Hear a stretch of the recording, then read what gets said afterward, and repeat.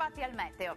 Il maltempo che sta causando allagamenti e disagi in molte zone ha le ore contate. Giovedì 30 maggio infatti sarà una giornata con più sole. Nel dettaglio sul Veneto il cielo risulterà a tratti coperto al mattino con qualche ultimo rovescio sul bellunese. Ampio soleggiamento ovunque invece a partire dal pomeriggio. Temperature minime tra 11 e 14 gradi, massime piuttosto gradevoli, oscillanti invece tra 19 e 22 gradi. Spostiamoci ora sul Friuli Venezia Giulia. Anche qui avremo residue piogge nella prima parte della giornata, ma in esaurimento entro le ore pomeridiane, quando invece sarà ampiamente soleggiato ovunque.